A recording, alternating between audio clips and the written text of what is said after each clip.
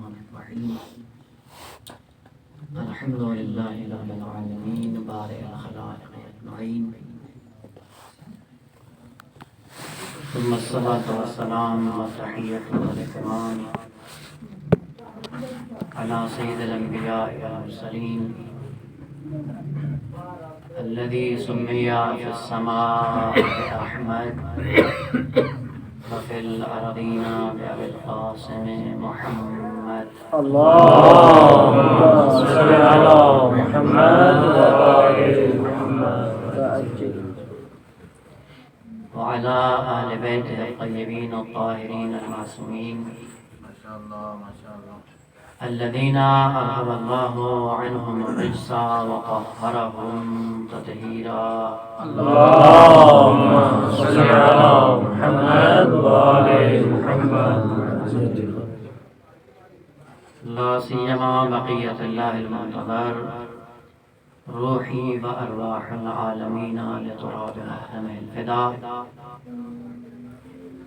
واللعنة الدائمة الأبدية على أعدائهم ملعونين من يوم عداوتهم إلى قيام يوم الدين وبعد يوم الدين ورحمة الله على محبيهم وشيعتهم ومواليهم أجمعين. أما بعد فقد قال الله الحكيم بسم الله الرحمن الرحيم ألا إن أولياء الله لا خوف عليهم ولا هم يحزنون. اللهم صل على محمد وآل محمد. ایام فاطمیہ ہر سال تکرار ہوتے رہتے ہیں اور یہ بھی لطف خاص ہے خالق کائنات کا کہ ہر سال اس انسان کو فرصت دی جاتی ہے کہ اپنے آپ کو سیدہ کے نقش قدم پہ چلا کر وہی ذمہ داری انجام دیں کہ جس ذمہ داری کو انجام دیتے ہوئے بھی شہادت کا جام نوش کر گئے. سب سے پہلے ان ایام میں بیوی کی معرفت کو حاصل کرنا انتہائی ضروری ہے اور معرفت کے سائے میں میدان عمل میں اتر کر صحیح معنوں میں فاطمی بننے کی ضرورت ہے. ماشاءاللہ. اور فاطمی اس وقت تک انسان بن نہیں سکتا جب تک کہ فاطمہ کی معرفت نہ ہو. معرفت کے باب میں عموماً ایک جملہ کہا جاتا ہے کہ بی بی شہیدہ راہ ولایت ہے.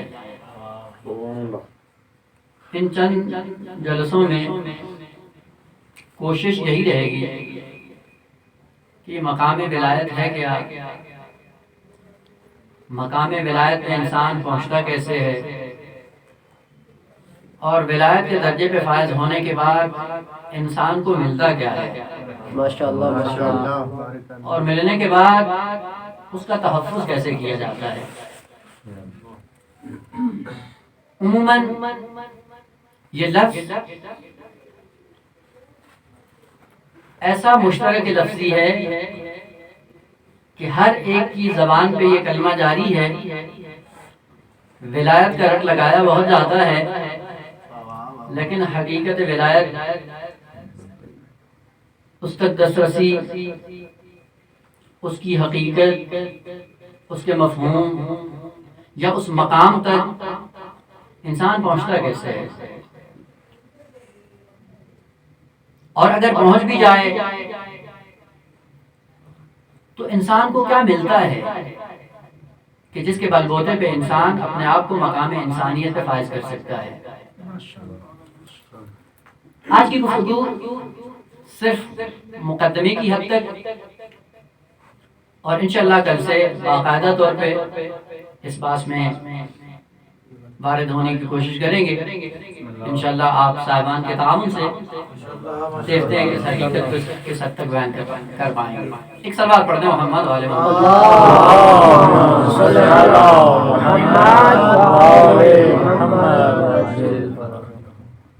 ولایت کی بارگاہ میں پہنچنے کے لیے انسان کو کچھ سفر کرنا پڑتا ہے، اور جب تک انسان اس سفر پہ چلتا نہیں دائرہ ولایت میں آتا نہیں، اور جو دائرہ ولایت میں آتا نہیں اس کو نہ مناصب ملتے ہیں، نہ مراتب ملتے ہیں، اور نہ مقام انسانیت پر فائز ہو سکتا ہے.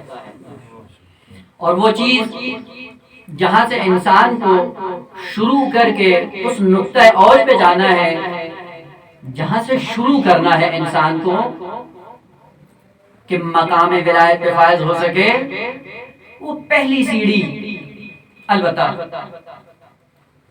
اس کا ساؤنڈ تھوڑا سا کم نہیں ہو سکتا.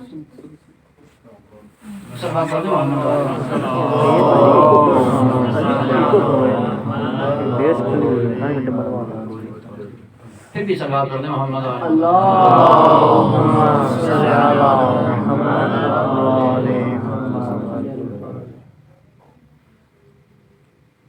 مقام ولایت تک جانے کے لیے سب سے پہلے اپنے اوپر نگاہ دوڑانی چاہیے کہ ہم کیا ہیں.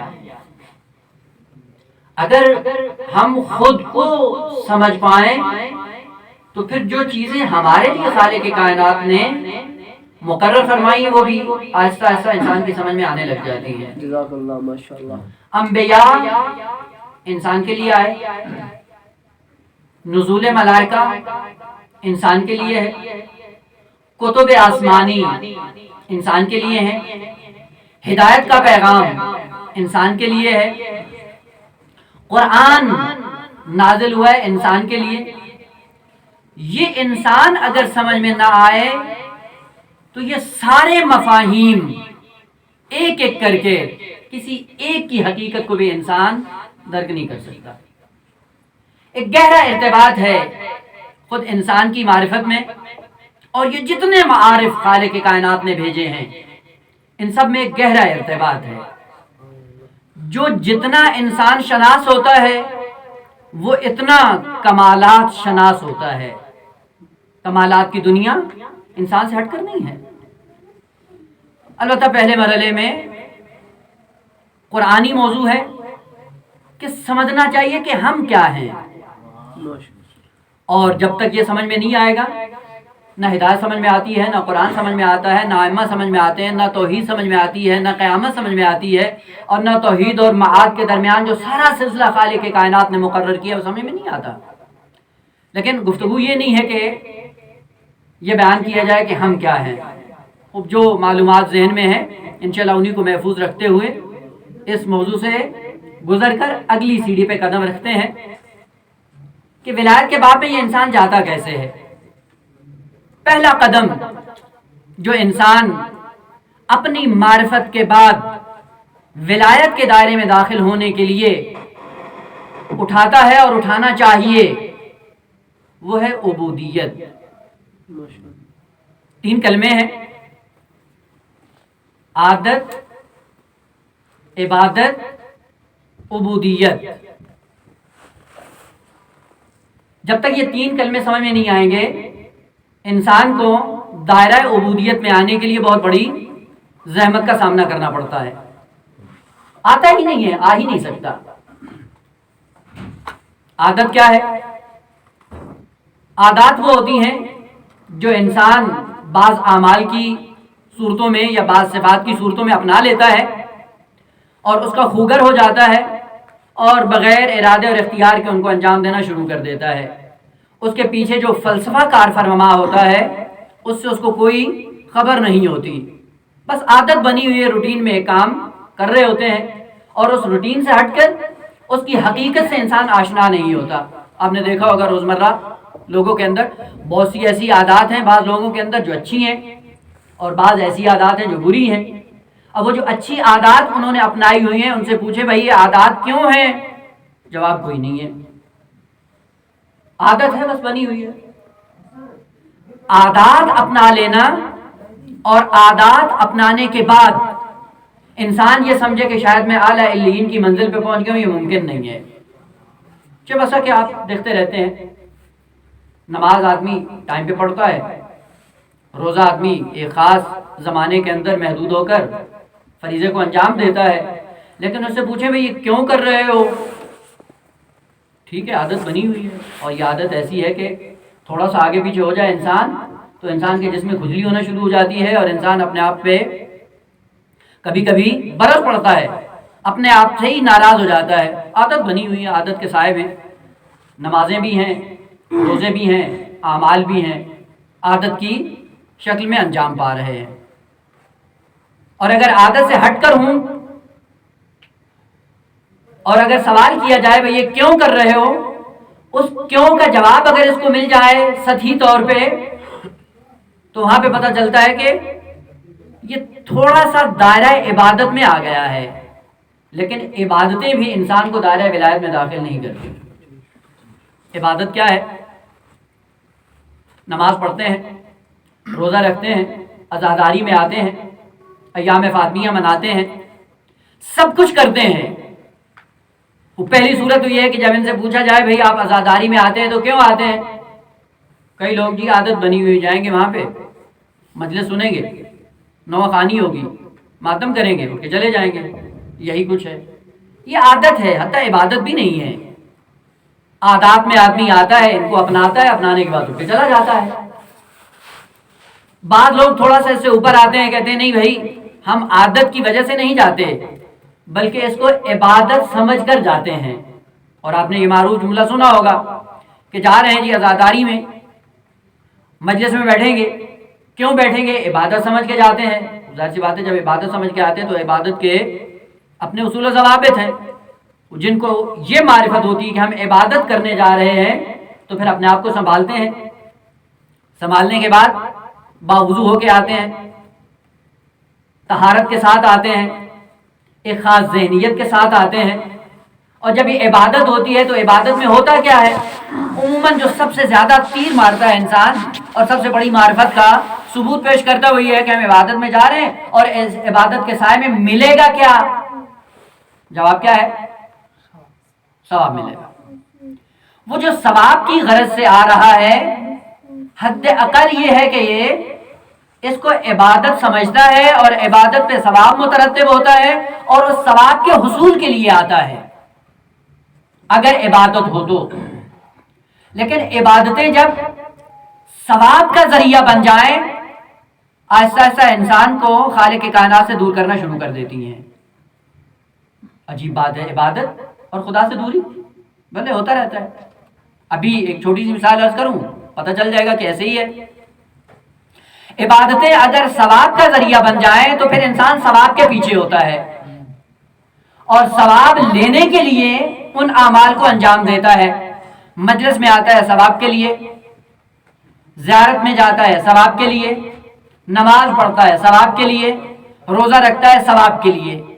خوب سوال، اگر یہ ثواب ان چیزوں کے بغیر مل جائے تو یہ کام انجام دیں گے؟ مطلب بھائی کہہ دیا جائے کہ آپ جا رہے ہو مجلس میں اور اس مجلس میں جانے کی ضرورت نہیں ہے، آپ کو ثواب دے دیا جائے گا، پھر آئیں گے؟ وہ اکثر تو دوستیوں کی بنیاد پہ آتے ہیں، وہ عبادت سمجھ بھی نہیں آتے ہیں، جی فلاں صاحب کی مجلس ہے اور اگر نہیں گئے تو وہ ناراض ہو جائیں گے، یہی ہوتا ہے نا، کوئی عبادت ہی نہیں ہے۔ یعنی حد اقل ہم نے عبادت بھی نہیں سمجھا ہے، صرف دوستیاں نبھانے کے چکر میں آتے ہیں، اور ان دوستیوں کو سنبھالنے کے لیے کہ اگر آج نہیں گئے تو کل وہ نہیں آئیں گے۔ ہمارا تو یہی سلسلہ ہوتا ہے بھائی، ہم نے کب مجالس کی معرفت حاصل کی ہے، اور مجالس کی معرفت حاصل کرنے کے بعد ہم مجالس میں آئے ہوں۔ حد عقل یہ ہے کہ اگر ہم عبادت سمجھ کر آئیں تو عبادت میں کیا ہے جی؟ ثواب ملے گا۔ تو ثواب کیا ہے؟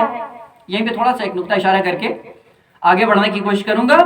ثواب جو آپ کو اس مجلس میں دیا جاتا ہے وہ ثواب کبھی دنیاوی ہوتا ہے اور کبھی اخروی ہوتا ہے۔ جو دنیا میں اس مجلس کا ثواب ملتا ہے وہ کس شکل میں ملتا ہے جی؟ لنگر میں۔ آسن مجلس میں آئیں گے، مجلس برپا کریں گے، اب وہ جو عبادت سمجھ کے آتے ہیں اور ثواب سمجھ کے آتے ہیں ان کے ذہن میں ہوتا ہے کہ جی ثواب ملے گا. وہ ثواب کیا ہے؟ وہی لنگر ہے. وسیع انتظام ہوتا ہے لنگر کا. وسیع انتظام کا مطلب کیا ہوتا ہے؟ یہ جو پہلے آ جائے اس کو بھی اتنا ملتا ہے, جو آخر میں آ جائے اس کو بھی اتنا ہی ملتا ہے. جب آئیں گے آپ کو ثواب مل جائے گا. یہ دنیا کا ثواب ہے, اور ہم بھی اسی ثواب کو ذہن میں رکھ کر آتے ہیں. یہ دنیا میں مل جائے, اس مجلس کے ذریعے یہ ثواب مل جائے دنیا میں, تو وہ کیا ہے؟ لنگر. اور اگر آخرت میں مل جائے تو اس کا نام کیا ہے؟ جنت. وہ جنت بھی لنگر ہی ہے, جنت بھی ثواب ہی ہے. اور وہ جو ثواب سمجھ کے آتا ہے, یا دنیا کا ثواب اس کو مل جاتا ہے یا آخرت کا ثواب اس کو مل جاتا ہے. جو ثواب لینے کی غرض سے آتا ہے وہ ثواب میں گم ہو جاتا ہے, اپنے آپ کو اوپر نہیں لے کے جاتا. اور جو ثواب چھوڑ کر آتا ہے وہ پھر ثواب سے جب منہ موڑتا ہے تو پھر وہ صاحب ثواب سے جا کر ملتا ہے. یہ مجالس ثواب کے لیے جو برپا کرتے ہیں ان کو ثواب مل جاتا ہے, لیکن وہ جو صاحب ثواب سے ملنے کے لیے آتا ہے وہ عبادت سمجھ کے جو آتا ہے تو اس کی نیت ثواب پہ نہیں ہوتی. وہ پھر کہاں پہ جاتا ہے؟ اس کی نیت عبادت نہیں ہے, اس کی نیت عبودیت ہے. یہ عبودیت کیا ہے کہ جو پہلا قدم ہے وادی ولایت میں انسان جو رکھتا ہے وہ یہ کہ انسان جب عبادت سے بالاتر ہو جائے. اور ویسے بھی ظاہراً ہمیں جو بار بار تلقین کیا جاتا ہے, اور اگر اس پہ ہماری توجہ ہو, کیونکہ ہم عبادتیں بھی بغیر توجہ کے انجام دیتے ہیں. جتنی بھی عبادات ہیں جب آپ عبادت کو انجام دیتے ہیں تو نیت کیا کرتے ہیں؟ قربتاً اللہ. یہ زبان پہ ہے لیکن دل میں نہیں ہے. یہی وہ وجہ ہے کہ زبان اور دل آپس میں ایک جیسے نہیں ہیں, ساتھ ساتھ نہیں ہے, مطابقت نہیں ہے. دل میں کیا ہے کہ جنت پہنچنا ہے, دل میں کیا ہے حور العین چاہیے, دل میں کیا ہے جنت کی نعمتیں چاہیے. زبان پہ کہہ رہا ہے قربتاً اللہ. کبھی سوچا ہے کیا کہہ رہے ہیں؟ یہ جو قربتاً اللہ کہہ رہے ہیں زبان سے, یہ تلقین کروائی جا رہی ہے. اور آپ کو پتا ہے تلقین کس کو کروائی جاتی ہے؟ جی مردے کو. بازو اس کے ہلائے جاتے ہیں اور کہتے ہیں اسمع افہم, یا اپنا فلاں سنو اور سمجھو. مردے میں یہ صلاحیت نہیں ہوتی سمجھنے کی, اس کو جھنجھوڑا جاتا ہے. تو ہم نے بھی اسی تلقین کی طرح زبان پہ رٹا لگایا ہوا ہے قربتاً اللہ. لیکن قربتاً اللہ کے پیچھے ذہن میں کیا ہوتا ہے, نیت میں کیا ہوتا ہے, اندر کی کیفیت کیا ہوتی ہے؟ بھلے انسان اللہ نفسی بصیرہ اگر اپنے گریبان میں جھانک کر دیکھ لیں کہ ہم جو نماز پڑھ رہے ہوتے ہیں نیت کیا ہوتی ہے, کیا ملے گا؟ بعض لوگ تو ایسے ہیں کہ اگر دنیا کی کوئی حاجت نہیں ملتی تو اگلے دن سے دین سے دستبردار ہو جاتے ہیں, باتیں ہی چھوڑ دیتے ہیں.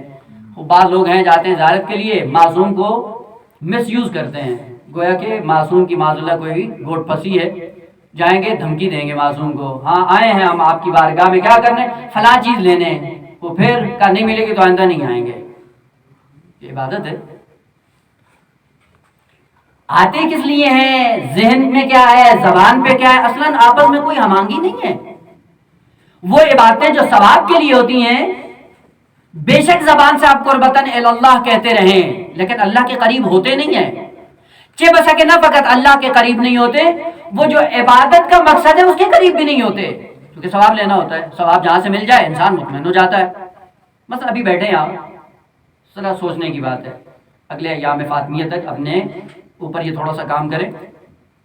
یہی سے پہلا نقطہ, اگر یہیں پہ بیٹھے ہوئے سب کو آ کے جبرائیل نازل ہو اور آ کے آپ کو بتا دے بھائی جنت آپ لوگوں کے لیے پکی ہے, جس کے لیے تم آئے تھے عزاداری کرنے کے لیے, اور اس عزاداری کے نتیجے میں آپ کو جو ثواب ملنا تھا وہ ثواب لینے کے لیے جو آئے تھے وہ ثواب ہم نے دے دیا, اور آج کے بعد آپ کی جنت پکی ہے. اٹھیں گے نماز کے لیے؟ جی توجہ ہے. ہاں, جو مقصد, جس نے ثواب کو مقصد بنایا ہو اس کے بعد وہ کبھی بھی عبادت کے لیے نہیں اٹھے گا. وہ ہم کہاں پہ کھڑے ہیں اور ائمہ کس لیے آئے تھے, کہاں پہنچانے آئے تھے اور ہم کس طرف جا رہے ہیں. ائمہ جو آئے تھے وہ انسان کو انسان بنانے آئے تھے, نہ انسان کو جنت پہنچانے آئے تھے. جنت پہنچانے کے لیے نہیں آئے تھے، وہ انسان کو مقام انسانیت تک پہنچانے کے لیے آئے تھے. اور مقام انسانیت پہ وہ نہیں پہنچتا جو عبادت پہ ثواب کی نظر رکھ کر ثواب کی خاطر اپنے آپ کو تھکاتا رہے. وہ جو ثواب لینے آتا ہے ثواب مل جاتا ہے. چلیں یہ بھی تھوڑا سا امید کے لیے کہتے بھی ہیں کہ مجالس میں امید ہونی چاہیے اور اتنا انتظار نہیں ہونا چاہیے، اتنا انسان ڈرائے نہیں کہ لوگ ایسا ایسا اپنے آپ سے مایوس ہو جائے. بڑی واضح سی مثالیں ہیں. ابھی عرض کر دوں کہ یہ ثواب جو دنیا میں لنگر کی صورت میں ملتا ہے اور وہ ثواب جو آخرت میں بہشت کی صورت میں ملے گا وہ بہت سستا ہے. باقی تھکانے کی ضرورت نہیں، مل جائے گا. یقین جانیے مل جائے گا. وہ ابھی جو تبرک ملے گا مجلس میں سب کو ملے گا یا نہیں ملے گا؟ انشاءاللہ سب کو ملے گا. اور اتنا انشاءاللہ وافر میں بچ جائے گا کہ بعد میں ساتھ میں بھی دے دیا جائے گا. اور وہ پھر اتنا لے کے جاتے ہیں، بعض لوگ پھر گھروں میں رکھتے ہیں، فریج میں بھی جگہ نہیں ہوتی، پھر آخر میں کیا ہوتا ہے؟ خراب ہو جاتا ہے. کچھ ثواب کے پیچھے ہوتا ہے، اتنا ثواب لینے کے بعد بھی سارا سارا خراب کر بیٹھتا ہے. وہ چیز جو خراب ہونے والی اس کے پیچھے اپنے آپ کو کیوں لگایا ہوا ہے؟ آخرت میں جو لنگر ملے گا جس کا نام بہشت ہے، جنت، یہ بھی مل جائے گا. یقین جانیے مل جائے گا اور وافر مقدار میں ملے گا. اور اتنا ملے گا کہ خود انسان تنگ آ جائے گا، میں کہاں پھنس گیا. یقین جانیے مل جائے گا. اگر نہیں اعتبار آتا ہے تو میں 2-4 آیتیں پڑھ دیتا ہوں تاکہ مطمئن ہو جائیں. آپ صلوات پڑھ دیں محمد والے محمد کے ساتھ.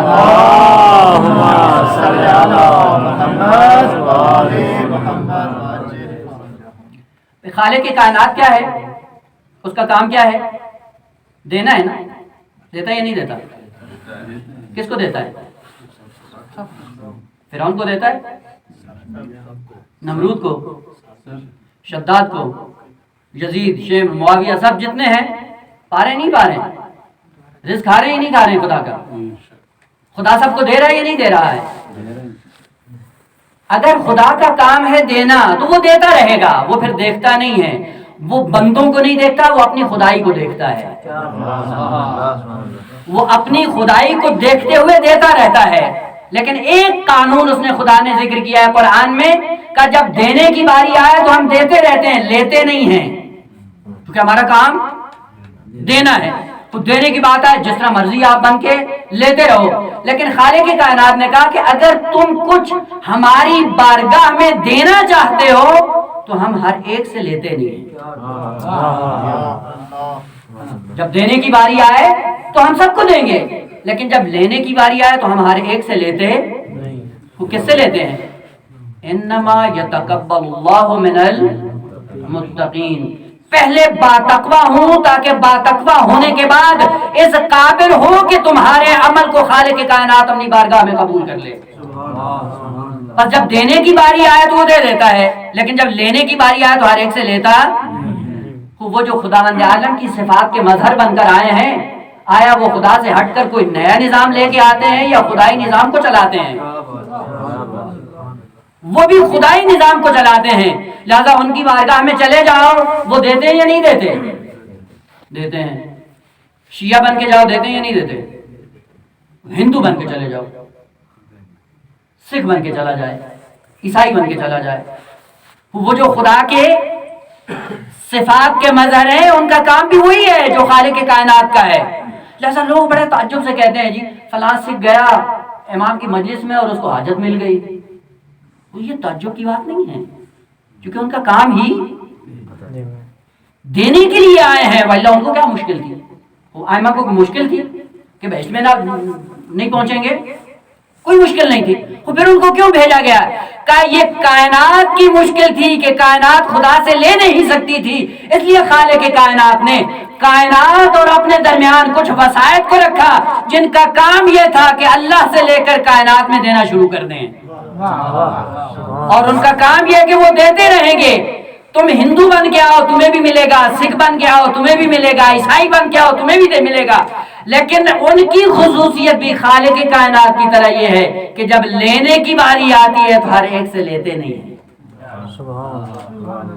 میدان کربلا میں آپ نے دیکھا عبید اللہ ابن حر جوفی، بہت بڑا نام تھا تاریخ عرب کے اندر، بہت بڑا دلیر آدمی. امام نے بلایا اور بلانے کے بعد کہا کہ مجھے پتہ ہے تیرا ماضی تاریخ ہے اور تو بہت بڑی مشکلات کا شکار ہے، آ میں تجھے ساری مشکلات سے نجات دوں، میرا ساتھ دو، دنیا اور آخرت کی سعادت پہ فائز ہو جاؤ گے۔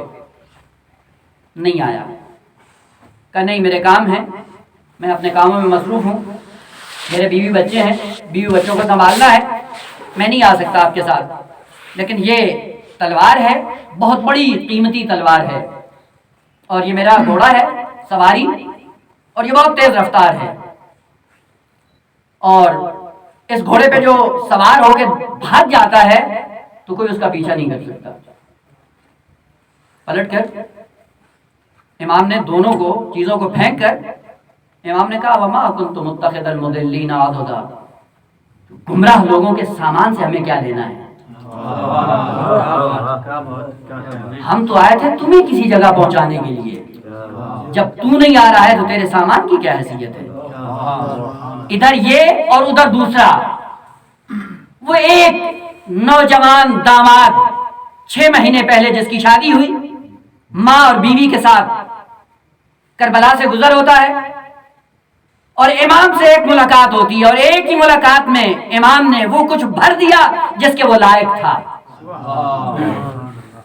میدان کربلا میں عاشور کے دن جب امام حسین پہ وہ عیسائی آ کر قربان ہو جاتا ہے، ماں ساتھ میں تھی، ماں دیکھ رہی تھی، اور دشمن نے اس جوان کے سر کو کاٹ کر ماں کی طرف پھینکا، اور زخم دل مزید اجاگر کرنے کے لیے تانا دیا کہ یہ عدل ہے، جو حسین کے ساتھ ہوتا ہے اس کا حشر یہ ہوتا ہے۔ کتنی بامعرفت تھی وہ ماں، اس نے بیٹے کے سر کو اٹھا کر دشمن کی طرف پھینک کے کہا کہ جو راہ حسین میں دے دیتے ہیں اسے واپس نہیں لیتے۔ قانون ائمہ کا بھی یہی ہے کہ دینے کے لیے آئے ہیں مل جاتا ہے، لیکن لیتے ہر ایک سے نہیں۔ ہم جو عزاداری میں آتے ہیں ہم سب ایسے ہیں کہ جو لینے کی نیت لے کے آتے ہیں، کوئی ایسا ہے جو دینے کی نیت سے آتا ہو؟ عجیب مشکل میں پڑ گئے نا۔ کون ہے ایسا شخص جو ان ایام میں، ایام فاطمیہ میں آتا اور اس کی نیت یہ ہو کہ ہم کچھ دینے جا رہے ہیں؟ کیا دینے جا رہے ہیں؟ آج یہ صف عذاب بچھی ہے، نہ جانے کل تک ہو یا نہ ہو، اس میں آؤ اپنی اصلاح کے لیے، کہ مجلس میں آنے سے پہلے توحد کرو بیوی سے کہ بیوی آج تک ہم فلاں مرض میں مبتلا تھے، فلاں گناہ میں مبتلا تھے، آپ کی محبت میں ہم نے وہ گناہ چھوڑ کر آپ کی عزاداری میں آئے ہیں۔ ہو سکتا ہے یا نہیں؟ ہو سکتا ہے۔ اگر یہ نیت کر کے آؤ کہ آج آپ کی معیت میں، آپ کی محبت میں اپنے آپ کو آپ سے قریب کرنے کے لیے ایک ایک گناہ پہ ہاتھ رکھ کے آؤ کہ آج تک یہ گناہ تھا لیکن آج کے بعد یہ گناہ نہیں کریں گے، اور وعدہ کریں بیوی سے، تو ہر سال یہ ایام فاطمیہ تکرار ہوتے ہیں، اور زندگی اگر انسان کی 50-60 سال ہو تو کم از کم 55 یا 50 مرتبہ یہ ایام تکرار ہوتے رہتے ہیں، اور مجھے نہیں معلوم اور مجھے لگتا بھی نہیں ہے کہ اس سے زیادہ کہیں انسان گناہوں میں مبتلا ہو۔ اگر چند ایام فاطمیہ گزرے اور ہر ایام فاطمیہ میں ایک توحد کر کے انسان ان مجالس میں آئے، یہ انسان کہاں پہنچے گا؟ یہ عزاء، یہ مجالس عزاء، یہ ایام، یہ ہماری اصلاح کے لیے ہیں، ہماری نجات کے لیے ہیں، لیکن ہم نے اپنی نجات کو چھوڑ کر کن چیزوں کو اپنایا ہوا ہے؟ واقعاً ایسی چیزوں میں ہم لوگ پڑے ہوئے ہیں، آتے ہیں کورے آتے ہیں، مجلس میں بیٹھیں گے، البتہ ایک المیہ ہے مجالس کا، ویلا آپ تھوڑا سا اگر بصیرت کے ساتھ سوچیں، واحد وہ قوم دنیا میں قوم تشیع ہے کہ جس کے ہاں سال بھر میں اتنی مجالس ہوتی ہیں کہ جس کو آپ گن نہیں سکتے، اتنا پیسہ خرچ ہوتا ہے اس مذہب اور قوم کے اندر کہ پورے ملکوں کے بجٹ اس کے مقابلے میں ہیچ نظر آتے ہیں۔ لیکن افسوس کی بات نہیں ہے کہ جس قوم کے اندر مجالس اور محافل کا اتنا سلسلہ ہو، اس قوم کو تو پوری قوموں کا امام ہونا چاہیے۔ کمالات کی دنیا میں ان کو امام ہونا چاہیے پوری قوموں کا، لیکن افسوس کہ دن بدن ہم انحطاط کا شکار ہوتے جا رہے ہیں۔ کیوں؟ اس کا مطلب یہ ہے کہ یا ممبروں سے وہ کچھ بیان نہیں ہوتا جس کو ائمہ چاہتے ہیں، یا ممبروں سے وہ کچھ بیان ہوتا ہے لیکن لوگ اس پہ عمل نہیں کرتے، تو ہاتھ سے خالی نہیں ہے۔ یا ممبروں سے وہ بیان نہیں ہوتا یا وہی ہوتا ہے لیکن ہم عمل نہیں کرتے ہیں، ان دو حال سے خالی نہیں ہے. اور جب تک یہ دونوں بیماریاں رہیں گی یہ قوم کبھی بھی اپنے آپ کو کلہ کمال تک نہیں پہنچا سکتی. وہ جو آتا ہے ممبر پہ اس کی نیت کیا ہوتی ہے کہ دو خود نقطے لگانے ہیں، واہ واہ کروانی ہے، نعرے لگ جائیں گے، مسائل میں رلا دینا ہے. بس دو نعرہ لگوانا یا مسائل میں رلا دینا، یہ کیا ہے؟ ہدف ہے اس خطیب کا. کتنی کم قیمت لگائی ہے اس نے اپنے آپ کی. اور وہ جو نیچے بیٹھے ہوتے ہیں ان کا کیا ہوتا ہے کہ ہم نے بھی واہ واہ کر کے اٹھ کے چلے جانا ہے. اس کے بعد ہم کون اور تم کون، دین کیا ائمہ کیا. ایک مثال ہے پاکستان میں، آپ نے دیکھا ہوگا جاتے ہیں مساجد میں، مسجد میں جاتے ہیں نماز پڑھنے کے لیے،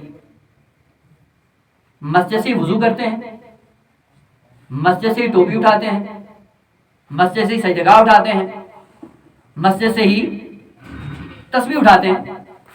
تسبیح، سجدگاہ، پانی، سارا کچھ مسجد سے اٹھایا. اٹھانے کے بعد گئے 2 رکعت نماز پڑھی، اپنا فریضہ انجام دیا. فریضہ انجام دینے کے بعد باہر جانے لگے مسجد سے، بڑی کمال امانت داری کے ساتھ ٹوپی بھی وہیں رکھ دی، سجدگاہ بھی وہیں رکھ دیا، تسبیح بھی وہیں چھوڑ دیا. امانت کا تقاضا ہی ہے، وہیں جہاں سے اٹھایا تھا وہیں چھوڑ دو. لیکن ساتھ میں ایک اور وسعت ظرفی کا مظاہرہ کرتے ہیں. وہ کیا ہے کہ نماز بھی وہیں چھوڑ کے چلے جاتے ہیں. او بھائی نماز پڑھی، نماز کو ساتھ لے کے جاؤ. کہ نہیں، ہم بڑے امین ہیں، جہاں مسجد کی چیزیں چھوڑی ہیں اضافی اپنی چیز بھی چھوڑ کے جا رہے ہیں. اگر یہ نماز اپنے ساتھ لے کر گیا ہوتا تو معاشرے کی حالت یہ نہ ہوتی. کیونکہ نماز بتاتی ہے کہ ان الصلاۃ تنہی عن الفحشاء والمنکر، کہ نماز فحشاء اور منکر سے بچاتی ہے. کون سی نماز؟ وہ جو ساتھ لے کر آیا ہے، وہ جو مسجد میں چھوڑ کر آیا ہے وہ تو کچھ بھی نہیں کرے گا. یہ سارے اعمال انجام دینے کے بعد روح اعمال سے ہم جب غافل ہوتے ہیں پھر کہتے ہیں جی معاشرہ سدھرتا کیوں نہیں، معاشرے میں تبدیلی کیوں نہیں آتی. تبدیلی آتی ہے اعمال کے سائے میں. اعمال ہمارے کیسے ہیں؟ وہ خطیب آتا ہے اپنے آپ کو ایک نعرے کے بدلے میں بیچ کر اٹھ کر چلا جاتا ہے. واہ واہ ہو گئی خوش ہو جائے گا، اگر واہ واہ نہیں ہوئی تو پریشان ہوگا. مرحوم محمد باقر ہندی نام سنا ہوگا. پاکستان اور انڈیا کی تقسیم سے پہلے علامہ محمد باقر ہندی کے نام سے مشہور تھے. چکرالا بکر کے ساتھ ایک جگہ ہے، نام سنا ہوگا، عالم دین علامہ محمد باقر ہندی. پاکستان کی تقسیم، بہت ہی پاکیزہ انسان، صاحب کرامت آدمی، متقی، پرہیزگار. اور جہاں جہاں اس نے تشیع کا بیج بویا ہے آج بھی تشیع وہاں پہ سربلند ہے. جو اعمال کے ذریعے تبلیغ کرتے ہیں ان کا مسئلہ ہی کچھ اور ہوتا ہے. ایک شاگرد تھا ان کا، اور شاگرد نے آگے بتایا کہ علامہ صاحب میں جاتا ہوں مجلس پڑھنے کے لیے. اس زمانے میں، قدیم زمانے کی بات تھی. کہا مجلس میں جاتا ہوں، اپنا گھوڑا لے کے جاتا ہوں، سواری اپنی لے کے جاتا ہوں، گھوڑے کا چارہ بھی اپنے گھر سے لے کے جاتا ہوں، اور اپنا کھانا بھی گھر سے لے کے جاتا ہوں. وہاں پہ مجلس پڑھتا ہوں، نہ گھوڑے کا پانی، نہ گھوڑے کا چارہ، نہ اپنا کھانا، کچھ بھی نہیں لیتا، مجلس پڑھ کے آ جاتا ہوں. تو اب تو میری مجالس قبول ہوں گی نا. تو علامہ محمد باقر نے پلٹ کر کہا بیٹا مجھے یہ بتاؤ کہ جب تمہاری مجلس لگ جاتی ہے خوش ہوتے ہو؟ کہا بہت خوش ہوتے ہیں. تو کہا اگر کوئی نعرہ نہ لگائے اور کوئی مصائب میں نہیں روئے تو پھر؟ کہا بڑا پریشان ہوتا ہوں. کہا بیٹا پھر تم نفس پرستی کر رہے ہو، خدا پرستی نہیں کر رہے ہو. یہ نفس پرستی ایسا عنصر ہے انسان کے اندر جو انسان کے اندر کمین کر کے بیٹھا ہوا ہے اور لمحہ بہ لمحہ انسان کو ذلیل کرنے کے لیے. قرآن کے افرأیت من اتخذ الہہ ہواہ، کتنے ایسے لوگ ہیں جنہوں نے اپنی خواہشات کو اپنا معبود بنایا ہوا ہے. اللہ کی عبادت کہاں ہے؟ زبان پہ اللہ کا نام ہے لیکن دل میں کوئی اپنی خواہشات ہے، اپنا بت ہے، اپنی انانیت ہے، استکبار ہے، غرور ہے، جس کو ہم نے اندر بٹھا رکھا ہے اور اسی کی پوجا کرتے جا رہے ہیں. اور اس جھانسے میں کہ شاید ہم اللہ کے عبادت گزار ہیں. نا عزیزان محترم، نہیں ہے. جو اللہ کا عبادت گزار ہوتا ہے وہ اللہ کی بات سنتا ہے، نفس کی بات نہیں سنتا. اس کا نمونہ چھوٹا سا مسئلہ بھی آپ نے دیکھا ہے، علماء اخلاق نے ذکر کیا کہ نماز اول وقت میں پڑھیں، ہوتا ہے نا. حتیٰ آقا باجت کے لیے ذکر ہوا ہے کہ فرمایا کرتے تھے کہ اگر تھکے ہوئے بھی ہوں تب بھی نماز اول وقت پڑھے. انسان کیا کہتا ہے؟ ابھی اول وقت ہے، تھکا ہوا ہوں اور خستگی ہے، ابھی خشوع و خضوع پیدا نہیں ہوگا تو تھوڑا سا آرام کر لوں، آرام کرنے کے بعد ذرا کپڑے اچھے پہن کے نہا دھو کے پھر خشوع اور خضوع کے ساتھ نماز پڑھوں گا. تو آپ انسان سے بتائیں یہ نفس پرستی ہے یا خدا پرستی ہے؟ یہ نفس پرستی ہے. خدا پرستی کیا ہے؟ خدا کہتا ہے کہ جس طرح میں نے چاہا ہے تم ویسے آؤ، تم ویسے نہیں آؤ جیسے تم خود چاہتے ہو. شیطان نے کیا کیا تھا؟ شیطان نے بھی یہی کیا. خالق کائنات نے کہا سجدہ کرو، کا نہیں کریں گے.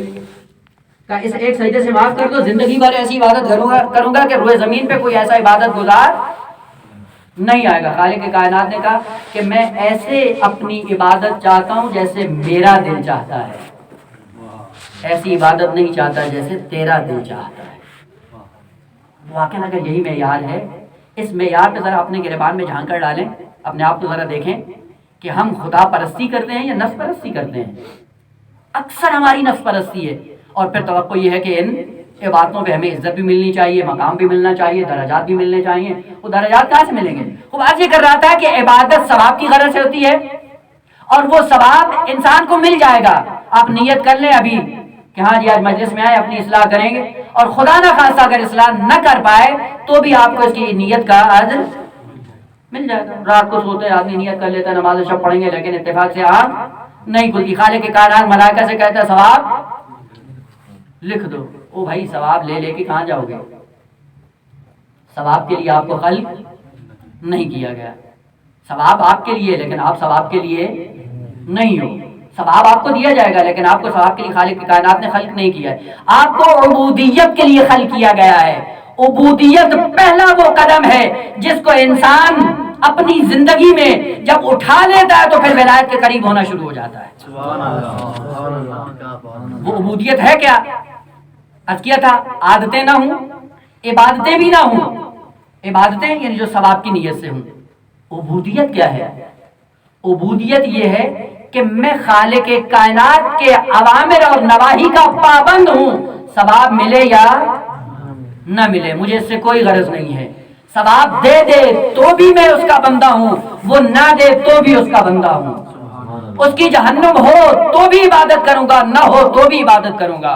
اس کی بہشت ہو تو بھی عبادت کروں گا، نہ ہو تو بھی عبادت کروں گا. یہ عبودیت کی منزل ہے.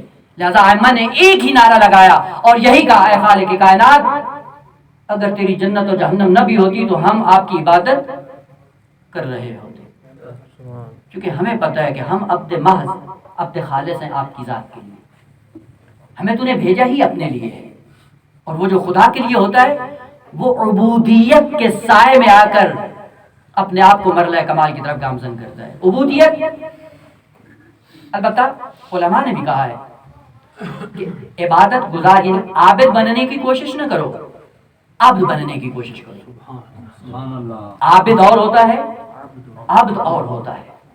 عبد جو تسلیم محض ہے خالق کائنات کے سامنے، اس کی نگاہ پھر جنت و جہنم پہ نہیں ہوتی، جنت کی نعمتوں پہ نہیں ہوتی، جنت کی نعمتوں سے ماورا ہو کر سوچتا ہے. عبد وہ عبد یعنی تسلیم محض. البتہ یہ عبودیت اگر ہم مثبت یا منفی اعتبار سے دیکھنا چاہیں تو اس کے 3 مرحلے ہیں، اور ہر مرحلے میں انسان اپنے اوپر نگاہ دوڑا کر یہ فیصلہ کر سکتا ہے کہ ہم کہاں پہ کھڑے ہوئے ہیں. عبودیت یعنی تسلیم ہونا. آپ نے دیکھا ہے ابھی اسی معاشرے میں، اسی دنیا کے اندر بعض ایسی قومیں ہیں کہ جن کو بعض درندوں نے اپنا عبد بنایا ہوا ہے، اور ایسی قومیں آپ کو مل جائیں گی دنیا میں. اسلحے کے بل بوتے پہ، قدرت کے بل بوتے پہ، زور اور تزویر کے بل بوتے پہ لوگوں کو اپنا عبد بنایا ہوا، غلام بنایا ہوا ہے یا نہیں ہے؟ وہ ملتے ہیں ایسے نمونے، کم نہیں ہیں. یہ کون ہے؟ یہ قدرت کے سامنے جو تسلیم ہو کر اس کے سامنے جھک جاتا ہے یا عبد بن جاتا ہے. اسی لیے قدرت کے سامنے جب خصوصاً قدرت باطل ہو، ائمہ تاریخ نے درس دیا کہ قدرت کے سامنے جھکنا نہیں ہے. یعنی حتیٰ کٹھن حالات میں بھی قدرت جس اوج پہ بھی ہو، جو ائمہ کا پیروکار ہوتا ہے وہ قدرت کے سامنے سر تسلیم خم نہیں کرتا. توجہ ہے؟ وہ ہم پڑھتے رہتے ہیں، امام کے لیے کہتے ہیں لاچار حسینہ، پتہ نہیں کیا حسینہ، کیا کہتے نہیں کہتے. نوحے بنتے ہیں، پھر سینہ زنی بھی ہوتی ہے، اس پہ سارا کچھ چلتا ہے. حسین لاچار ہو گئے، حسین مجبور ہو گئے. مجبور تھے حسین؟ کربلا میں جو آئے حسین مجبور تھے؟ نوحوں میں کیا ہے، جس قوم کو لوریاں یہ دی جاتی ہیں کہ تمہارا امام مجبور ہے، تمہارا امام لاچار ہے، وہ جو لاچار امام ہے وہ کیسے آزاد قوموں کی تربیت کرے گا؟ آزادی کا درس کون دے گا؟ وہ جس کے اندر خود آزادی نہیں ہے، وہ دوسروں کو آزادی کا کیا درس دے گا؟ وہ جب نوح جس قوموں کے لاچار حسینہ اور مجبور حسینہ بن جائے، وہ قوم کہاں پہنچے گی؟ یہ یاد رکھو کہ یہ دشمن کی سازش ہے کہ جس سازش کی بنیاد پہ آپ کو گہری نیند سلایا جا رہا ہے. مکتب کربلا یوں نہیں ہے. مکتب کربلا کا جو بانی ہے وہ یہ الفاظ بیان کرتا ہوا نظر آتا ہے، قد رکزنی بین اثنتین، البتہ ان الدعی ابن الدعی قد رکزنی بین اثنتین بین الذلۃ والذلہ وہیہات من الذلہ. کس حرامزادے کے حرامزادہ بیٹے نے مجھے دو راستوں پہ لا کھڑا کیا ہے. یعنی اب بھی حسین مجبور نہیں ہے. مجبور کے سامنے ایک راستہ ہوتا ہے، جو آزاد ہوتا ہے وہ دو راستوں میں اختیار رکھتا ہے. معصوم خود فرما رہے ہیں کہ میرے سامنے دو راستے ہیں. ہاں فرق یہ ہے کہ ایک عزت کا راستہ ہے، ایک ذلت کا راستہ ہے. لیکن حسین ابن علی وہ ہے جو عزت کے راستے کو چھوڑتا نہیں، ذلت کے راستے سے ہمکنار نہیں ہوتا. عزت کا راستہ دینے آئے. انسان جو لاچار ہو جائے اس کے سامنے دو راستے نہیں ہوتے ہیں. وہ قومیں جو قدرت کے بل بوتے پہ ذلیل و رسوا اور عبد اور غلام بن جاتی ہیں لوگوں کے لیے، وہ تاریخ کے اندر ذلیل ترین قوموں کے نام سے لکھی جاتی ہیں یا نہیں ہے؟ کئی لوگ ایسے تھے، کئی اتنی قومیں تھیں کہ جنہوں نے قدرت کے بل بوتے پہ اپنے آپ کو ذلیل و رسوا کرنا شروع کر دیا. منفی ترین پہلو کیوں کسی نہج البلاغہ میں امام امیر المومنین علی ابن ابی طالب علیہ السلام ارشاد فرماتے ہیں،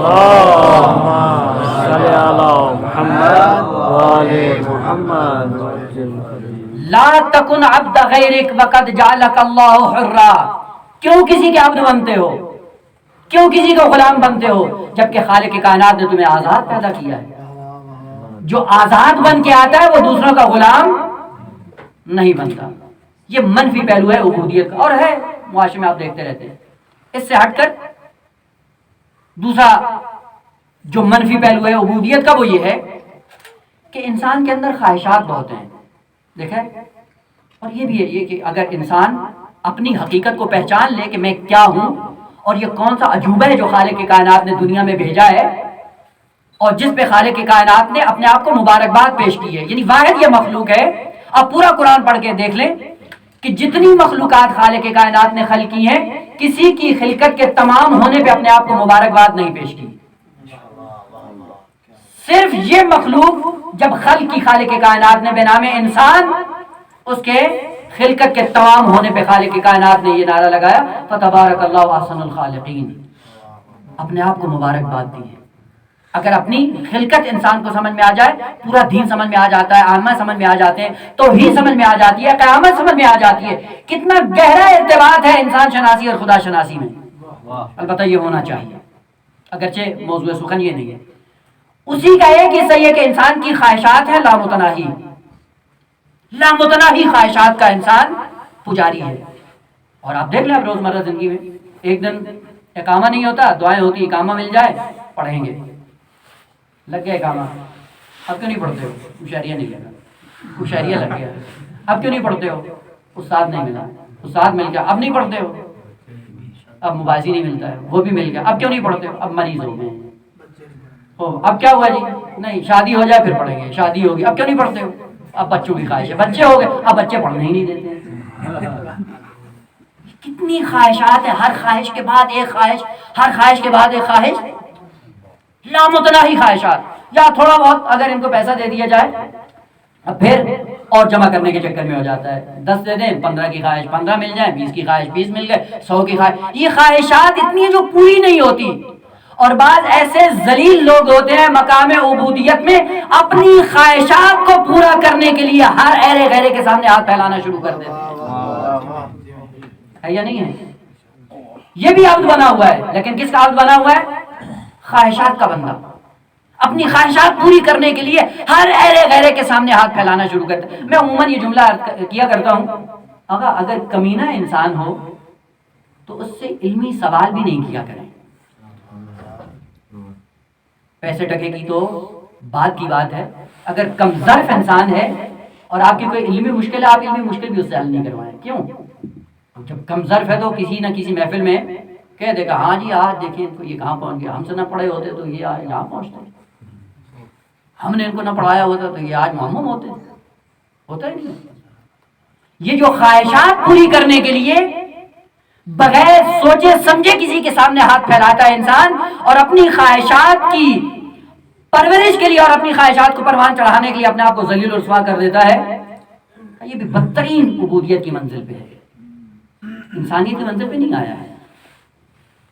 اور تیسرا جو آخری عنصر، جو مثبت پہلو انسان کے اندر جو ہونا چاہیے، کہ جس کے بعد انسان پہ ولایت کے راستے کھلنا شروع ہو جاتے ہیں، وہ عبودیت یہ ہے کہ انسان سب سے پہلے اپنے مافوق کے کمالات کو پہلے باور کرے کہ ہے کوئی ذات مافوق اور اس کے اندر یہ کمالات ہیں، اور وہ ایسے کمالات ہیں کہ جن کمالات کی بنیاد پہ وہ دوسروں سے بے نیاز ہے، اور پھر اس ذات کے سامنے لالچ کی بنیاد پہ نہ جھکے بلکہ محبت کے سائے میں جھک جائے.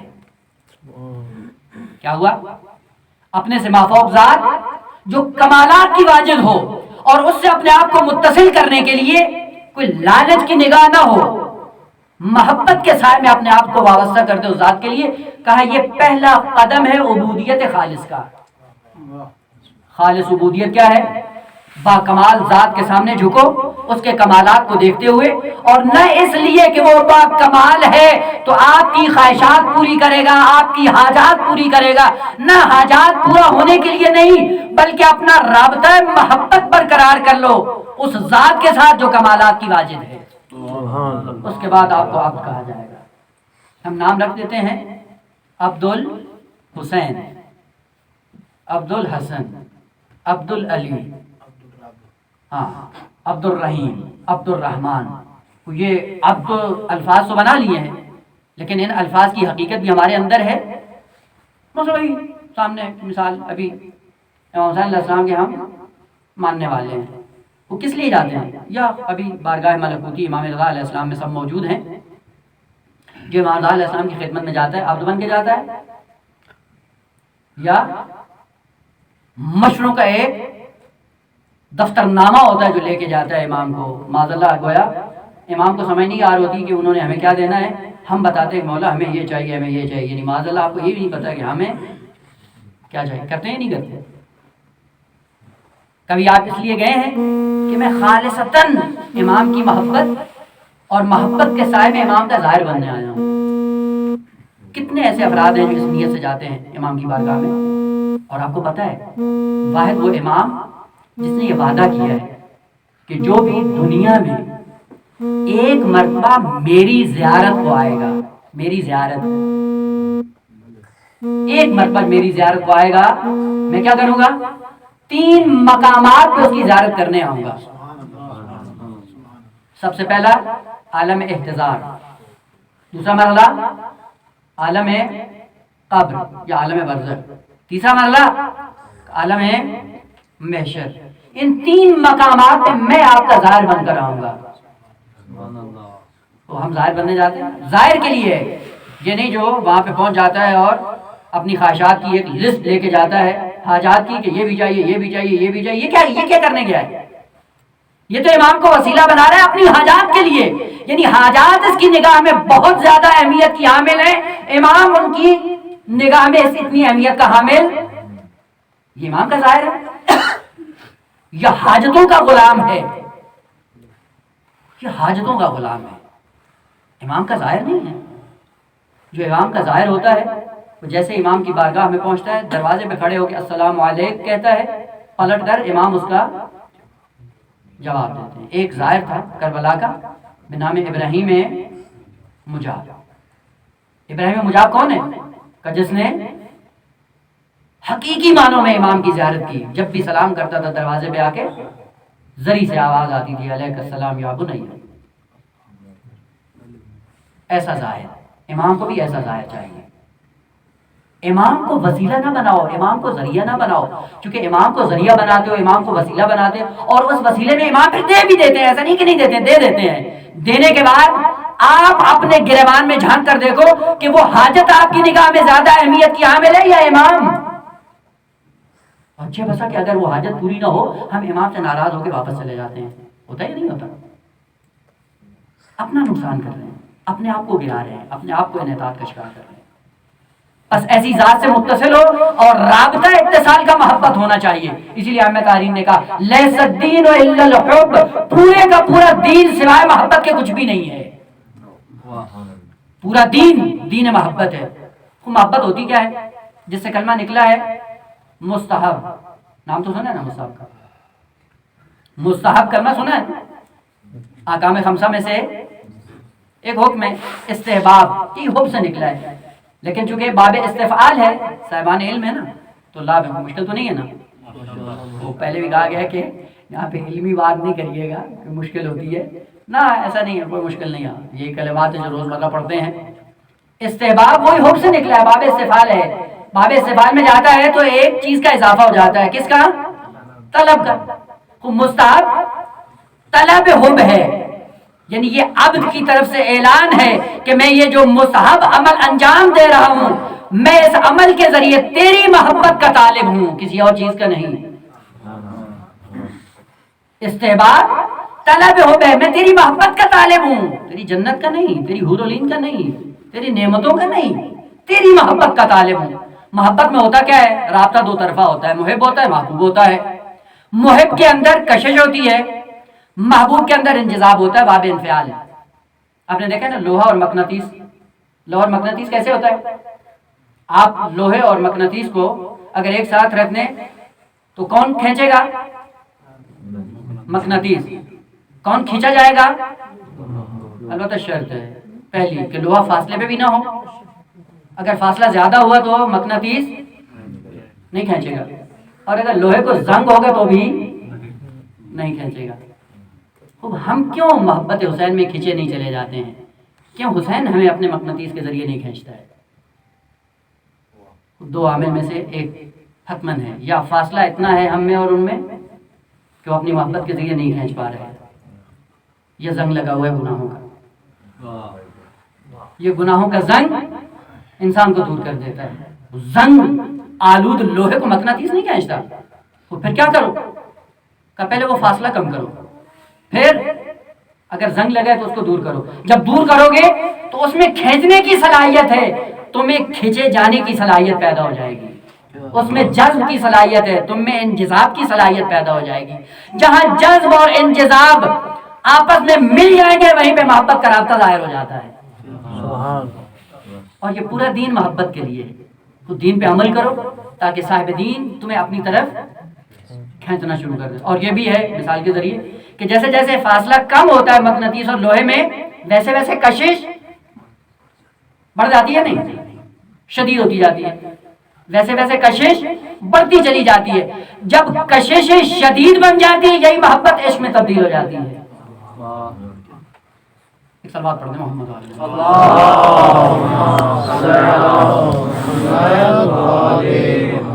نعرہ تکبیر، اللہ اکبر، نعرہ رسالت، یا رسول اللہ، حسینیت زندہ باد، یزیدیت مردہ باد، نعرہ حیدری، آواز بلند صلوات، اللہم صلی علی محمد وآل محمد۔ جب دو چیزوں میں رابطہ محبت کا ہو، محب کھینچتا ہے، محبوب کھینچا چلا جاتا ہے، اور جتنا جتنا قریب ہوتا ہے ویسے ویسے کشش بڑھتی چلی جاتی ہے۔ اور جب جاذبے کا قانون اپنی شدت پہ پہنچ جائے عشق وجود میں آتا ہے۔ اور یہ بھی ایسا مقدس لفظ تھا دین کے اندر کہ جب یہ اوباشوں کے ہاتھ چڑھا، اس لفظ کی انہوں نے وہ گت بنائی کہ آج یہ لفظ استعمال کرتے ہوئے ممبر پہ خطیب بھی ڈرتا ہے۔ عشق مقدس ترین کلمہ ہے دین کے اندر۔ ابھی تھوڑا سا اس کا معنی کر دوں، انشاءاللہ سلسلہ گفتگو جاری رہے۔ عشق عرب کہاں پہ استعمال کرتا ہے؟ آپ نے دیکھا ہوگا مثال کے ذریعے، یہ بعض درخت ہیں ان کے اوپر پیلے رنگ کی بیل لگ جاتی ہے، دیکھیے نا، بعض ہیں درختوں کے اوپر پیلے رنگ کی ایک بیل ہوتی ہے، وہ درخت کو ڈھانپ لیتی ہے، ڈھانپنے کے بعد اس کی جڑیں نہیں ہوتی ہیں، یعنی زمین سے نہیں اگتی ہے، اس کی جڑیں خود درخت کے اندر ہوتی ہیں، اور ایسا ایسا جس درخت کو وہ بیل آ کر جکڑ لیتی ہے، ایسا ایسا درخت کیا ہوتا ہے؟ خشک ہونا شروع ہو جاتا ہے۔ اس بیل کو کیا کہتے ہیں جی؟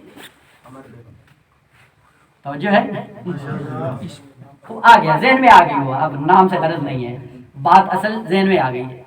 وہ بیل جو پیلے رنگ کی ہوتی ہے، جب درخت کو لگتی ہے، لگنے کے بعد ایسا ایسا کیا ہوتا ہے؟ وہ بیل اس درخت کو چوسنا شروع کر دیتی ہے، خود پھیلتی جاتی ہے اور درخت خشک ہونا شروع ہو جاتا ہے۔ یہ درخت جو خشک ہوتا ہے، اس کو عرب کہتا ہے کہ اس کو عشق لگ گیا۔ عجیب ہے، عربی زبان کتنی گہری ہے۔ درخت کو عشق ہو گیا، جس سے عشق ہو گیا کیا ہو رہا ہے؟ اب وہ چوستی جا رہی ہے، وہ پھیلتی پھولتی جا رہی ہے، اور خود یہ دن بدن سوکھتا چلا جا رہا ہے۔ خالق کائنات نے دو طاقتیں دی، ایک بدن اور دوسرا روح۔ روح اور بدن کا رابطہ اگر عشق کا ہو تو عشق کی صورت میں اگر بدن کو عشق ہو جائے پھر روح پنپتی ہے، روح پھیلتی ہے، جسم سکڑتا ہے، اور اگر برعکس ہو جائے معاملہ تو پھر روح سکڑتی ہے اور جسم پھیلتا ہے۔ وہ پتہ چل جاتا ہے کہ عشق بدن کو ہوا ہے یا روح کو ہوا ہے۔ یہ رابطہ عشق اگر خالق کائنات کے ساتھ اور دین کے ساتھ ہو جائے تو یہی ہوتا ہے، دین پنپتا ہوا نظر آتا ہے، اور جن کو عشق ہوتا ہے وہ دن بدن ختم ہونا شروع ہو جاتے ہیں۔ یہی وجہ تھی کہ سیدہ سے لے کر 12ویں تک سب کو دین کا عشق ہوا، دین پنپتا گیا، وہ خود مشکلات کا شکار ہوتے گئے۔ حقیقی معنوں میں عشق انہوں نے بتایا ہے، عملی زندگی میں عشق کر کے دکھایا ہے۔ کا دین بچ جائے، ہم جاتے ہیں تو چلے جائیں، ہم شہید ہو جائیں ہو جائیں، ہم محروم رہیں ہو جائیں، زمانہ ہمیں اگنور کر دے، لیکن ہم یہ کبھی بھی برداشت نہیں کرتے کہ دین خشک ہو جائے، دین نابود ہو جائے۔ دین نابود نہیں ہونا چاہیے۔ محبت جب شدید ہوتی ہے عشق میں تبدیل ہوتی ہے، اور عشق کی خاصیت یہ ہے کہ جس میں آتا ہے اس کو کمزور کر دیتا ہے۔ اگر ہمیں بھی عبادت میں عشق ہوتا تو عبادت کے اثرات معاشرے میں ظاہر ہونے چاہیے تھے، عبادت زندہ ہوتی۔ اگر ہمیں دین سے عشق تھا تو دین زندہ ہوتا، اگر ہمیں دین کا ڈر تھا اور دین کا عشق تھا تو ہمارے اعمال کے ذریعے دین اتنا زندہ ہونا چاہیے تھا کہ ہم چلتے جا رہے ہوتے اور لوگ ہمیں دیکھ کے دین کو قبول کر رہے ہوتے۔ ایسے ہے؟ نہیں۔ ائمہ ایسے تھے یا نہیں تھے؟ ائمہ ایسے ہی تھے۔ پورا دین جو پھیلا ہے وہ پیغمبر کے اخلاق سے پھیلا ہے۔ البتہ یہ بھی ایک المیہ ہے اسلام کے اندر کہ اسلام کو بدنام کرنے کے لیے کیا کہا جی؟ دین تو تلوار کے بل بوتے پہ پھیلا ہے، یعنی دین کے اندر کوئی جاذبیت نہیں تھی، دین کے اندر کوئی فطری تقاضے نہیں تھے، دین کے اندر کوئی ایسی جاذبیت نہیں تھی جو لوگوں کو اپنی طرف کھینچتا، زبردستی پھیلایا گیا ہے تلوار کے ذریعے۔ البتہ یہ بھی ایک المیہ ہے کہ جب دین اپنے اصلی مرکز سے جب ہٹتا ہے تو پھر دین کی تعلیمات بھی تبدیل ہونا شروع ہو جاتی ہے، اور پیغمبر اسلام کے جانے کے بعد مسلمانوں نے آ کر دین کے دھارے کو چینج کر دیا، اور ایسا چینج کیا کہ آج تک دین اسلام کو بدنام کرنے کی کوششیں کی جا رہی ہیں۔ اور اسی لیے نہج البلاغہ میں امیر المومنین نے ارشاد فرمایا وَلُبِسَ الْإِسْلَامُ لُبْسَ الْفَرْوِ مَقْلُوبًا، پیغمبر کے جانے کے بعد اسلام کا لباس الٹا کر دیا گیا، اور جیسے ہی لباس الٹا ہوا ہے ویسے ویسے لوگ اس سے دور بھاگنا شروع ہو جاتے ہیں۔ مثلا آپ مثال کے ذریعے آپ یہاں سے نکلیں اپنے گھر سے، آپ اپنی قمیض الٹی کر کے پہن کے بازار میں جانا شروع ہو جائیں، آپ کچھ بھی نہیں کریں، صرف قمیض الٹی پہن کے آپ چلیں حرم کی طرف۔ آپ جہاں جہاں سے گزرتے چلے جائیں گے، جو جو آپ کو دیکھیں گے آپ پہ ہنسیں گے یا نہیں ہنسیں گے؟ آپ پلٹ کے کہو کیوں ہنستے ہو، جواب کیا دے گا؟ وہ قمیض الٹی پہنی ہے، اپنے آپ کو تم نے مسخرہ بنایا ہو، یعنی تم نے عمل کے ذریعے اپنا ہی مذاق اڑایا ہے۔ جیسے جا رہے ہو ویسے لوگ ہنس رہے ہیں، ویسے مسکرا رہے ہیں، ویسے آوازیں کس رہے ہیں۔ تو یہ کیا ہوا ہوگا؟ یہ فقط یہ ہوا کہ آپ نے قمیض کو الٹا کر دیا۔ کہ آج جتنے لوگوں کے دشمنان اسلام کے منہ اسلام کے خلاف جو کھلتے ہیں اس کی مین وجہ یہ ہے کہ پیغمبر کے جانے کے بعد اسلام کی قمیض الٹی کر دی گئی. جب اسلام کی قمیض الٹی ہوئی، اس الٹی قمیض کو دیکھ کر آئے دن اسلام پہ بچھاڑ ہوتی ہے. اسلام کا یہ حکم کیسا ہے، اسلام کا یہ حکم کیسا ہے، اسلام کا یہ حکم کیسا ہے. اگر اسلام اپنے مرکز پہ رہتا تو کسی کو جرت نہ ہوتی کہ اسلام کے خلاف کوئی آواز کھولتا. البتہ اسی ضمن میں بھی اشارہ ہوگا. بس عبودیت وہ ہے کہ انسان اپنے آپ کو اس منزل پہ لے آئے، اپنے اور محبوب کے درمیان رابطہ محبت پیدا کر لے، اور یہ محبت کا رابطہ اگر عبادت میں ڈل جائے، عبادت محبت کے سائے میں انجام پائے. اس نے پہلی سیڑھی میں قدم رکھا ہے ولایت کی. جو عبادت کو انجام دیتا ہے محبت کے سائے میں، نماز پڑھتا ہے محبت کے سائے میں، زکوٰۃ دیتا ہے محبت کے سائے میں، اعمال انسانی انجام دیتا ہے محبت کے سائے میں. کس لیے؟ کہ تم سے کچھ اجر نہیں چاہیے، جس نے یہ اوامر دی ہیں اس کی محبت مطلوب ہے. لا نريد منکم جزاء ولا شکورا. 3 دن بھوکا پیاسا رہنے کے باوجود یہ توقع نہیں ہوتی کہ یہ پلٹ کر کہہ دے کہ آپ کا بھی شکریہ. یہ کہنے کی بھی اپنے اندر خواہش نہیں رکھتے. ہم ہیں ایسے، ایک ٹائم کھانا کھلا دیں، راستے میں جا رہے ہوں وہ سلام نہ کرے، کہتے نمک ناشناس ہے. یہ اہل بیت کی سیرت ہے. 3 دن تک روزے رکھنے کے بعد، سب کچھ اٹھا کر دے دینے کے بعد کیا کہا؟ کہ جن کو دیا ہے کہ تم سے کچھ نہیں چاہیے. یہ توقع بھی نہیں ہے کہ تم شکریہ ادا کرو. وہ جب دوسروں سے توقعات اٹھا لیتے ہو، خالق کے کائنات خود جبران کرتا ہے. کیونکہ جس کے لیے ہے وہ دیکھ رہا ہے. ہم کرتے لوگوں کے لیے ہیں اور اجر خدا سے مانگتے ہیں. نمازیں پڑھتے ہیں خشوع و خضوع کے ساتھ، بھی تعریف کریں گے نہیں، بڑی اچھی نماز پڑھتا ہے، بڑی اچھی قرات کے ساتھ پڑھتا ہے، اور پھر کہتے ہیں خدا تو اجر دے. وہ پڑھا کس لیے؟ اجر کس سے لے رہا ہے؟ کرتے کس لیے؟ اجر کس سے مانگتے ہیں؟ عبودیت کی پہلی منزل ہے کہ انسان جو کچھ انجام دیتا ہے محبت کے سائے میں انجام دے. جب محبت کے سائے میں انجام دیتا ہے تب انسان، اسے کہا جا سکتا ہے کہ اس نے وادی عبودیت میں قدم رکھا ہے. پہلا قدم عبودیت میں، اور یہ قدم محبت کے سائے میں.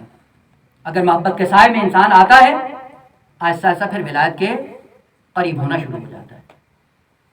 اور یہی وہ محبت معیار تھا دین کا، جس دین کی محبت کو اجاگر کرنے کے لیے بی بی نے ایک جملہ کہا اور پوری بشریت کا دھارا موڑ دیا اس رکن اصلی کی طرف کہ جس سے انسان کو محبت ہونی چاہیے. کس سے محبت ہو؟ صاحب کمال سے محبت ہو. جس کے اندر کمال ہو اس کے سامنے جھکو، محبت کے سائے میں جھکو. محبت کے سائے میں. جس کے اندر محبت نہیں ہوتی وہ عبودیت کے سائے میں نہیں آتا، اور جس کے اندر عبودیت نہیں ہوتی وہ ولایت کی وادی میں قدم نہیں رکھتا. جو وادی ولایت میں نہیں آتا اس کو نہ مراتب ملتے ہیں، نہ کمالات ملتے ہیں، نہ مناصب ملتے ہیں، کچھ بھی نہیں ملتا ہے. ولایت تک جانے کے لیے مانا کروں گے انشاءاللہ، سلسلہ کلام جاری ہے. بس پہلا قدم ولایت کے اندر داخل ہونے کے لیے عبودیت ہے، اور وہ عبودیت بھی محبت کے سائے میں. جو کچھ کر رہے ہو محبت کے سائے میں، جو کچھ کر رہے ہو محبوب کی چاہت کے لیے، جو کچھ کر رہے ہو رابطہ محبت کو برقرار کرنے کے لیے. اور عجیب بات ہے کہ جب بشریت پیغمبر اسلام کے بعد بھٹکنا شروع ہوئی اور اپنے آپ کو انہوں نے مرکز ولایت سے جدا کیا، وہیں پہ بی بی نے آ کے سب کا رخ موڑ دیا امیر المومنین کی طرف. اور یہ بی بی کے جملات ہیں، اور یہی غور طلب ہے انسان کے لیے. بی بی کیا فرماتی ہے؟ ان السعید کل السعید حق السعید. سعادت مند ترین انسان کون ہے؟ مکمل سعادت مند کون ہے؟ کما حقہ سعادت مند کون ہے؟ من احب علیا فی حیاتہ و بعد موتہ. اپنی عبودیت کے رابطے کو محبت کے سائے میں علی سے منسلک کر دو. جو بھی محبت کے سائے میں اپنے آپ کو علی سے منسلک کر دیتا ہے بے تمام معنی یہ سعادت مند ہوتا ہے. کما حقہ سعادت مند ہوتا ہے. سعادت محبت علی سے ہٹ کر انسان کو میسر نہیں ہے.